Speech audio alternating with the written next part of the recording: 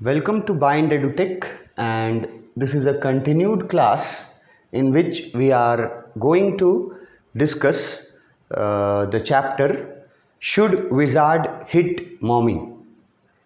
ये चैप्टर का स्टोरी हम लोग पढ़ रहे थे अपने प्रीवियस वीडियोस में, और इस चैप्टर के स्टोरी के बारे में हम लोग देखे कि एक चैप्टर में एक स्टोरी के अंदर भी एक स्टोरी चल रहा होता है। एक फादर हैं, उनकी बेटी है, जैक है फादर, जो उनकी बेटी है, और जो की मदर का नाम क्लेयर है। ये तीनों जो हैं वो एक स्टोरी के कैरेक्टर हैं। और फिर जैक जो है फादर, वो जो को कहानियाँ सुनाता था, जो 2 साल से शुरू किया था और अभी 4 साल की उम्र है जो की।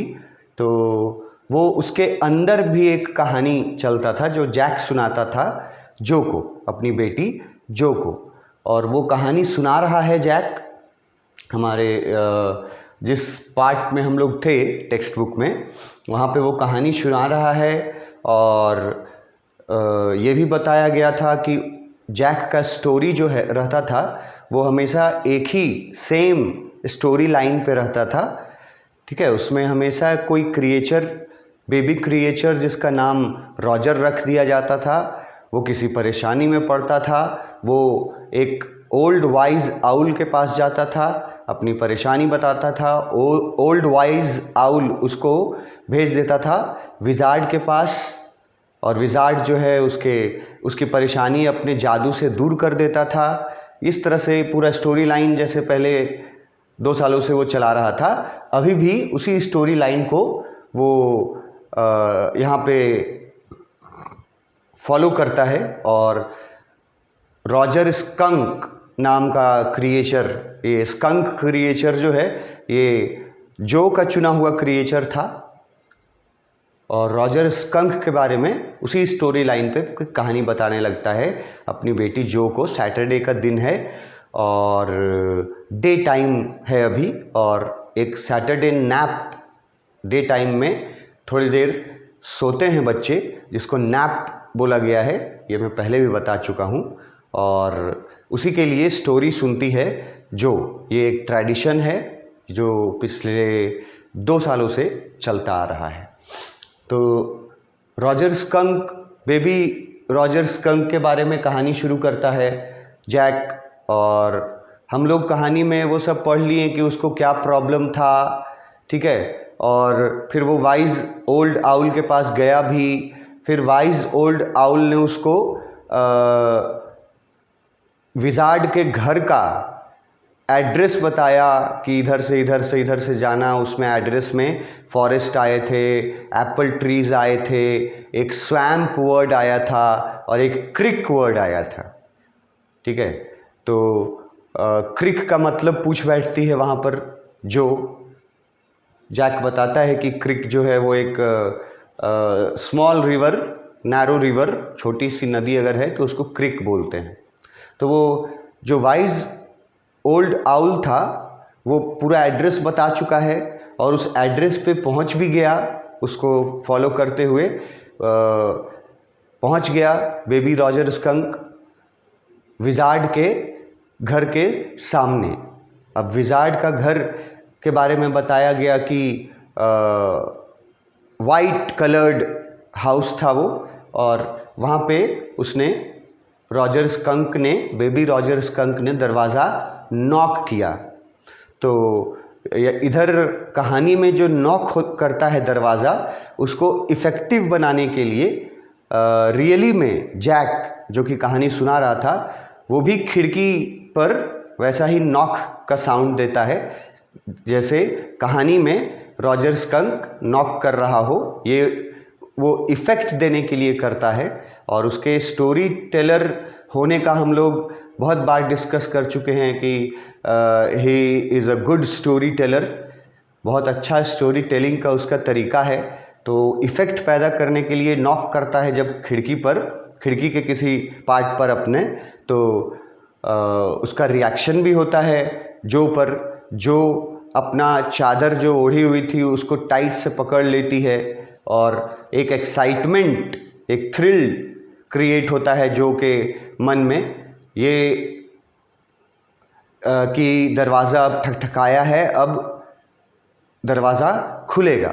इसका थ्रिल, आगे जानने का एक्साइटमेंट में जो अपना चादर जो है वो टाइटली होल्ड कर लेती है और उसके बाद बाहर निकलता है जो विज़ार्ड, मैजिशियन, उसको डिस्क्राइब भी किया गया कि एक छोटा साइज़ का है, ठीक है। और उसका फ़ोटो भी मैंने आपके टेक्स्ट बुक में, वो मैजिशियन का जो एक स्केच दिया हुआ था, टेक्स्ट बुक जिनके पास होगा वो देख सकते हैं, और नहीं तो मैं दिखा चुका हूँ आपको प्रीवियस क्लास में कि टेक्स्ट बुक में कैसे मैजिशियन का क्रिएचर को ड्रॉ किया गया है, स्केच किया गया है। तो उसका हाइट छोटा बताया गया, उसकी वाइट बियर्ड और बहुत लंबी बियर्ड जो एकदम ज़मीन तक जा रही है, इतना लंबा बियर्ड था उसका, और उसने कोनिकल ब्लू कलर का हैट पहना हुआ था, वो था मैजिशियन, विज़ार्ड। तो वो दरवाज़ा खोलता है, फिर दरवाज़ा खोलता है तो बड़ा बुरा सा मुंह बनाता है और फिर कुछ अलग अलग वर्ड्स आए थे, जैसे ये थे watcher want you smell awful. ये बोलता है विज़ार्ड जो है दरवाज़ा खोलने के साथ मैजिशियन कि तुम कौन हो, तुम क्या चाहते हो, और तुम बहुत बैड स्मेल कर रहे हो। विज़ार्ड का ये जो वॉइस निकालता है जैक, इसके बारे में स्पेशली डिस्कस किया गया है कि it was one of the favourest character जिसका वॉइस निकालने में जैक को मज़ा आता था। विज़ार्ड का, मैजिशियन का कैरेक्टर जो था, उसका आवाज़ निकालने में जैक को सबसे ज़्यादा मज़ा आता था, ठीक है। तो इससे ये भी हम लोग वहाँ डिस्कस किए थे कि स्टोरी सुनाते वक्त जैक जो है वो स्टोरी टेलिंग में इतना मतलब आर्ट उसने इसको बनाया है, और वो एक कलाकार की तरह सुनाता है कहानी अब, और कैरेक्टर्स के साथ, उनके इमोशंस के साथ वो अपने वॉइसेस में भी चेंजेस करते रहता है। मतलब अगर बेबी रॉजर स्कंक का अगर कैरेक्टर का कोई लाइन है तो उसको बेबी रॉजर स्कंक का अलग वॉइस निकाल करके बोलता है जैक। फिर उसी तरह जैसे वाइज आउल्ड ओल का कैरेक्टर जब बताता है तो वो उसका एक अलग वॉइस ओवर निकालता है, और जिस इमोशंस से वो वर्ड्स बोले जाते हैं वैसे इमोशंस भी जैक के चेहरे पर, वैसे एक्सप्रेशंस भी रहते हैं अकॉर्डिंग टू द स्टोरी। तो जैक जो है वो बताता है स्टोरी में कि दरवाज़ा खोलते ही विज़ार्ड पूछता है तुम कौन हो, तुम क्या चाहते हो, तुम बहुत बुरा स्मेल कर रहे हो। और उसका वॉइस जो निकाल रहा था, उसके वॉइस के बारे में बोला है कि वो फेवरेट वॉइस था उसका, है ना। उसके लिए वो अपने फेस को थोड़ा डिस्टॉर्ट कर लेता था, चेहरे को थोड़ा बिगाड़ लेता था, मुंह को बना देता था, कुछ बिगाड़ लेता था, और एक लाउड और पेनफुल साउंड, एक इरिटेबल साउंड, ठीक है, र्यूमी यहाँ लिखा गया है ये वर्ड जो हम बताए थे, स्ट्रेंज साउंड, मतलब एक अजीब सी इरिटेट करने वाली साउंड जो है, उस तरह का साउंड निकालता था वो विज़ार्ड का, ठीक है। और जैक सोचता था कि ये जो ओल्ड मैन का जो साउंड वो निकालता है, wizard was a old man, तो उसका साउंड उसको सबसे ज़्यादा सूट करता है। ये लास्ट लाइन में टेक्स्ट में हम लोगों ने पढ़ा था कि ऐसा जैक को लगता है कि विज़ार्ड का साउंड जो है, ओल्ड व्यक्ति का साउंड निकालने में, वॉइस चेंज करने में, ये उसको बहुत सूट करता है ये वॉइस जैक को। तो यही इसीलिए वो उसका पसंदीदा कैरेक्टर था जिसका वॉइस में उसको ज़्यादा मज़ा आता था उसका वॉइस करने में। तो रॉजर स्कंक जो है वो बोलता है आई नो इट, बोलता है कि हाँ मैं पहले से ही जानता हूँ कि मेरा स्मेल बहुत बुरा है। And all the little animals run away from me, और मेरे बुरे स्मेल के वजह से बाकी जो एनिमल्स हैं वो मुझसे दूर भाग जाते हैं। The enormous wise owl said you could help me. और रॉजर स्कंक विजार्ड को बताता है कि मैं गया था वाइज आउल के पास, और यहाँ पर एक वर्ड यूज़ किया है इनॉर्मस। तो इनॉर्मस का मतलब है, इनॉर्मस का मीनिंग हो जाता है यहाँ वेरी बिग। तो बिग साइज का, वाइज ओल्ड आउल जो था उसका साइज काफ़ी बिग था, इसलिए इनॉर्मस वर्ड यूज़ किया है, इसको याद रखना। और रॉजर स्कंक मैजिशियन को बताता है, विजार्ड को, कि मुझे पता है कि मैं बहुत बुरा स्मेल करता हूँ और बाकी सारे बच्चे इसके वजह से भाग जाते हैं, मेरे साथ खेलते नहीं हैं। तो बोलता है कि मैं गया था वाइज ओल्ड बिग आउल के पास, और आउल ने मुझे आपके पास भेजा है कि जाओ विजार्ड के पास, वो तुम्हारा प्रॉब्लम दूर कर देगा। ये रॉजर स्कंक बताता है विजार्ड को। विजार्ड का स्टेटमेंट है, well may be, come on in, don't get too close, now inside. अब विजार्ड जो है वो रॉजर स्कंक का बात सुन करके फिर उसको बोलता है कि वेल मे बी। मैजिशियन बोलता है कि चलो ठीक है, देखते हैं, कोशिश करते हैं, लेट्स ट्राई, मैं कोशिश करता हूँ कि मैं तुम्हारी कोई हेल्प कर सकूँ। और बोलता है कि ऐसा करो, अंदर आ जाओ, कम ऑन इन। मतलब विजार्ड मैजिशियन जो है वो रॉजर स्कंक को, बेबी रॉजर स्कंक को अपने घर के अंदर आने बोलता है, लेकिन साथ में बोलता है डोंट गेट टू क्लोज। बोलता है अंदर आ जाओ लेकिन मेरे ज़्यादा नज़दीक मत आना। ज़्यादा नज़दीक मत आना ऐसा क्यों बोल रहा है? ये ऑब्वियस है कि वो रॉजर स्कंक के बैड स्मेल के वजह से ही बोल रहा है डोंट गेट टू क्लोज, कि आओ अंदर आ जाओ लेकिन मेरे ज़्यादा नज़दीक मत रहना। Now inside. और बेबी रॉजर स्कंक जो है वो अंदर जाता है, अंदर एंटर करता है विजार्ड के घर में।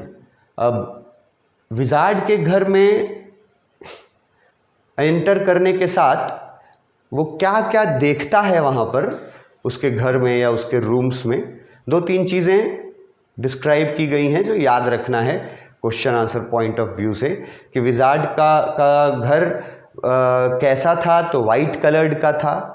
और विजार्ड का वेशभूषा वो याद रखना है।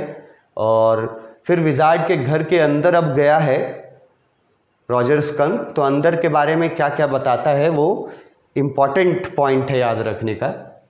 यहाँ से लिखा है there were all these magic things all jumbled together in a big dusty heap। जैक कहानी सुना रहा है जो को, और जैक बोलता है कि रॉजर स्कंक जब अंदर घुसता है जो, तो देखता है कि अंदर बहुत सारा मैजिक से रिलेटेड चीज़ें रखी हुई हैं। Magical things, all these magic things, मतलब मैजिक से रिलेटेड बहुत सारी चीज़ें रखी हुई हैं अंदर, लेकिन वो सारी चीज़ें जम्बल्ड टुगेदर। जम्बल्ड वर्ड बहुत इजी वर्ड है, अगर नहीं समझते हो तो जम्बल्ड टुगेदर का मतलब है कि वो सारी चीज़ें इधर उधर बिखरी हुई थी, मतलब नॉट अरेंज्ड जम्बल्ड टुगेदर का मतलब है नॉट अरेंज्ड। तो अंदर बहुत सारे जो मैजिक करने वाले में यूज़ होने वाली चीज़ें थी, ढेर सारी चीज़ें थी और सारी चीज़ें इधर उधर बिखरी पड़ी हुई थी। Jumbled together in a big dusty heap, और बोल रहा है कि काफ़ी डस्ट भी था, मतलब विजार्ड के घर में काफ़ी धूल भरा घर था उसका, और जिधर भी देखते उसके घर में तो उधर सिर्फ और सिर्फ डर्टीनेस, गंदगी का ढेर लगा हुआ दिखाई देता है। गंदगी का ढेर मतलब एक ऐसा जगह जहां बहुत सारा गंदगी इकट्ठा कर दिया गया हो, जिसको हम लोग बोलते हैं गार्बेज, डंप ऑफ गार्बेज। अगर आपने चैप्टर पढ़ा है जिसमें स्टोरीज ऑफ स्टोलन चाइल्डहुड करके एक चैप्टर था आपका, जिसमें ये वर्ड्स यूज किए गए थे, हीप वाला। हीप का मतलब होता है एक जगह जमा किया हुआ चीज को हीप बोलते हैं, ढेर। और डस्टी हीप मतलब क्या हो गया कि धूल भरी चीजें जो हैं, गंदगी वाली चीजें जो हैं, all dirty things that were jumbled together and there were together in a big dusty heap, मतलब बड़ा सा कूड़े कचरे का ढेर जैसा उसका घर चारों तरफ से डिस्टॉर्ट था, मतलब डिस्टर्ब किया हुआ था विजार्ड का घर। नथिंग वॉज प्रॉपरली अरेंज्ड, कुछ भी प्रॉपरली अरेंज नहीं था, और ऐसा लगता था देख करके कि घर की साफ सफाई जो है, झाड़ू पोछा जो है, वो कभी हुआ ही नहीं है आज तक। ऐसा डस्टी प्लेस बना हुआ था उसका घर, मैजिशियन का घर। ये बात याद रखना मैजिशियन के घर के बारे में। और उसका कारण भी बताता है जैक, स्टोरी में कारण बताता है, because the wizard did not have any cleaning lady. जैक बोलता है बेटी को, जब बता रहा है कि विजार्ड का घर जो था वो धूल और गंदगी से भरा हुआ था और मैजिकल चीजें इधर उधर बिखरी हुई थी, और ऐसी हालत इसलिए थी क्योंकि उसके घर में कोई क्लीनिंग लेडी नहीं थी। विजार्ड के घर में कोई क्लीनिंग लेडी नहीं थी। तो क्लीनिंग लेडी का यहां क्या मतलब होता है? मेड, जिसको हम लोग आजकल बोलचाल में, ये भी एक इंग्लिश वर्ड है, मेड, MAID। एक मेड होता है बनाने वाला, मेक वाला, मेड वो नहीं, MADE नहीं, MAID, मेड। तो क्लीनिंग लेडी का यहाँ मतलब है कि मेड, या उसको साफ सफाई करने वाली महिला, जो नौकरानी भी बोलते हैं उनको। तो वो मेड जो है, made is a proper word. तो उसके घर में इतनी गंदगी इसलिए थी क्योंकि उसके घर में कोई क्लीनिंग लेडी नहीं थी, विजार्ड के घर में। ये बताया जैक ने अपनी बेटी जो को कहानी में। तो जो सवाल पूछती है कि क्यों उसके घर में, विजार्ड के घर में क्लीनिंग लेडी क्यों नहीं थी। ये जो बीच बीच में स्टोरी सुनने के दौरान जो क्वेश्चनिंग करती है, जो यही इस चैप्टर का थीम था कि ये बच्चे जैसे जैसे बड़े होते जाते हैं वैसे वैसे उनका जो नेचर है इंक्वायरी करने का, वो बढ़ते जाता है। तो यही हमारा थीम था। इसीलिए देखो बार बार इंटरप्ट करती है डैडी को अब कहानी में वो। और जैसे ही उसके फादर बोलते हैं कि उसके घर में विजार्ड जो था, उसके घर में कोई क्लीनिंग लेडी नहीं थी, तो उसका कारण जानना चाहती है तुरंत 4 साल की बच्ची जो कारण पूछती है कि क्यों नहीं थी कोई क्लीनिंग लेडी उसके घर में। अब इसका कोई मतलब वैसा कोई कारण तो था नहीं, ये सब कहानी तो जैक अपने मन से बना के करके सुनाता था। अब अगर इमेजिनेशन वाली चीज़ों में आप लॉजिक ढूंढने लगिएगा तो दिक्कत हो जाएगा। जैसे आप फिल्म्स देखते हैं, मूवीज़ देखते हैं अगर आप, तो मूवीज़ जो हैं, कमर्शियल मूवीज़ स्पेशली जो बनती हैं, तो उन मूवीज़ में जो चीज़ें आपको दिखाई जाती है स्क्रीन पर, वो रियलिटी नहीं ना होता है। तुम अगर अब सवाल करने लगोगे कि उसमें एक मूवी में दिखाया जाता है कि हमारे बॉलीवुड के मूवीज़ में स्पेशली बहुत एग्जैगरेट करके दिखाया जाता है चीज़ों को, बढ़ा चढ़ा करके दिखाया जाता है चीज़ों को, और दिखाया जाता है कि गाड़ी जो है एक गाड़ी से टक्कर खाता है तो 4 बार हवा में रोटेट करता है, उसके बाद गिरता है ज़मीन पर। अब तुम अगर सवाल करने लगोगे फिल्म को देख करके, लॉजिक ढूंढने लगोगे कि कितना ज़ोर से टक्कर मारा कि 4 बार हवा में घूमा, तो लॉजिक अगर तुम इमेजिनेटिव चीज़ों में ढूंढोगे तो लॉजिक तो मिलेगा नहीं, बिकॉज दे आर इमेजिनेटिव। लेकिन यहाँ बेटी है 4 साल की, वो अब लॉजिक जानना चाहती थी, रीज़न जानना चाहती थी चीज़ों के पीछे। तो जैसे ही उसको बताता है जैक कि विजार्ड का घर बहुत गंदगी से भरा हुआ था क्योंकि उसके घर में कोई क्लीनिंग लेडी नहीं थी, तो जो पूछती है क्यों नहीं थी क्लीनिंग लेडी, तो अब किसी तरह इसका जवाब तो बना के देना ही पड़ेगा अपने मन से ही। तो जैक जो है वो अपने मन से बना के जवाब देता है, why, because he was a wizard and a very old man. अब देखो इसका कोई लॉजिक नहीं है इस आंसर का। लॉजिक इसलिए नहीं है क्योंकि कहानी चल रहा है ना, इमेजिनेटिव स्टोरी चल रहा है, इसमें लॉजिक नहीं ढूंढ सकते हैं आप। तो जब वो पूछ बैठती कि क्यों नहीं थी क्लीनिंग लेडी, तो जैक बताता है क्योंकि वो विजार्ड था, मतलब क्योंकि वो एक मैजिशियन था और क्योंकि वो बहुत बूढ़ा हो गया था, इसीलिए उसके घर में कोई क्लीनिंग लेडी नहीं थी। अब ये जो रीज़न बता रहा है जैक, ये रीज़न कहीं से आपको लॉजिकल लगेगा? नहीं लगेगा।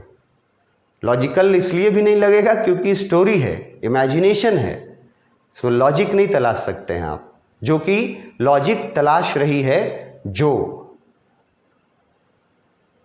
वो पूछती है कि क्यों नहीं थी क्लीनिंग लेडी उसके घर में, तो जैक फिर अपने मन से बना के बता देता है, कुछ भी इलॉजिकल बोल देता है कि क्लीनिंग लेडी इसलिए नहीं थी क्योंकि वो एक विजार्ड था और वो बहुत बूढ़ा हो चुका था, इसीलिए उसके घर में क्लीनिंग लेडी नहीं थी।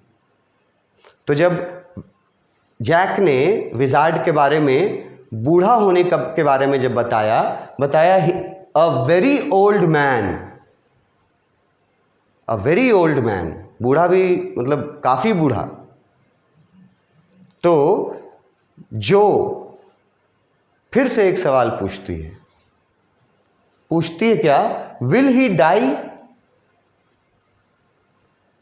जो 4 साल की बच्ची को जब बताता है कि वो मैजिशियन बहुत बूढ़ा हो चुका है, तो देखो कैसा लॉजिकल सवाल कर रही है। पूछती है कि क्या वो विजार्ड बूढ़ा हो गया है, वेरी ओल्ड हो गया है, विल ही डाई? क्या वो मर जाएगा? क्योंकि बूढ़ा होने के बाद तो आदमी मर जाता है अल्टीमेटली। तो जानना चाहती थी जो कि क्या वो मर जाएगा। यहाँ भी वो लॉजिक ढूंढ रही है, लेकिन उसके फादर जो हैं, क्योंकि इमेजिनेशन से सुना रहे हैं, तो वो थोड़ा अपने आवाज़ को बिगाड़ करके और बोलते हैं, नो विजार्ड्स डोंट डाई। बोलते हैं कि नहीं, जादूगर है ना, जादूगर कभी मरते नहीं हैं। ये जवाब देते हैं उसके डैड, जैक ये जवाब देता है, विजार्ड्स डोंट डाई।